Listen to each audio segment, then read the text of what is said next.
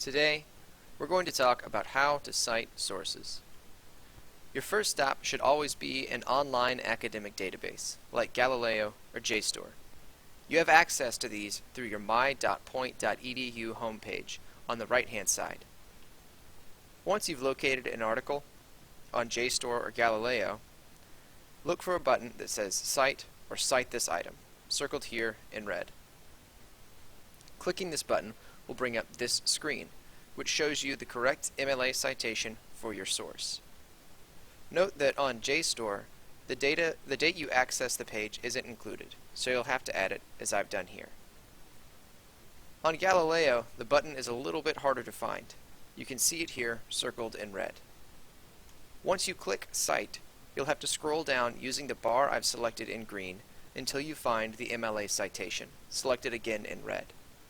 Note that the MLA citation here already has the date accessed included. Here is an example of a works cited page that has multiple citations on it. Notice how the citations appear in alphabetical order according to the last name of the author, and each has a hanging indent. In other words, the first line is aligned left, but all the other lines within that citation have been tabbed over once. To create a hanging indent, all you have to do is hold down the Control key and press Tab on the line you want to move. Or, if you want, you can press Enter once and then hit Tab. But what do you do if your source isn't from an online database? First, you have to carefully evaluate the source to make sure it's acceptable and trustworthy. Ask yourself these questions. Is it a recognizable publication, such as the New York Times, Fox News, CNN, MSNBC, Al Jazeera? Does the article have an author? Does it have a publishing date? Does the site look professional? Have you avoided all student help sites like Shmoop or SparkNotes?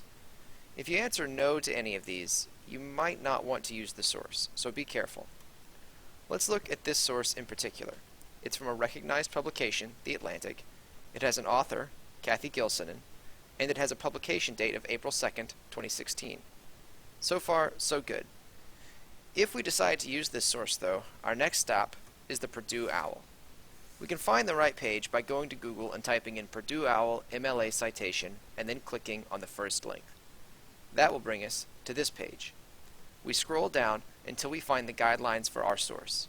In this instance, an article in a web magazine. Following these instructions, we get the following pattern: the author's last name, followed by a comma, and the author's first name, followed by a period. The title of the article in quotation marks, the title of the web magazine, italicized, the publisher name, the publication date, the medium we accessed the article through, and our date of access. Now, following this pattern, let's go back and look at The Atlantic again. Our author is Kathy Gilsonen. Our article is How Should the World Respond to Terrorism? The web magazine is The Atlantic. The publisher is Atlantic Media. It was published on April 2nd, 2016, and we accessed it via the web on April 3rd, 2016. All of that information can be found on the article itself except for one part: the publishing organization.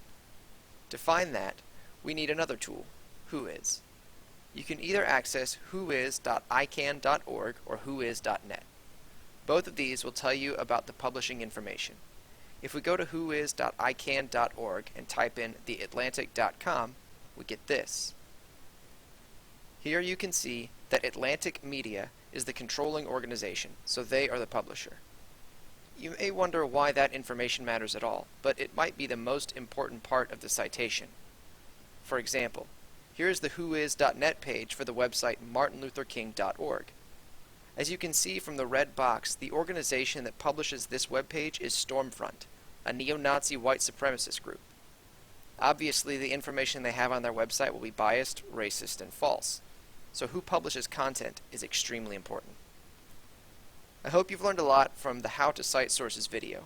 If you have any questions, look through the Purdue OWL, as they always have great information, or feel free to contact a peer or your instructor.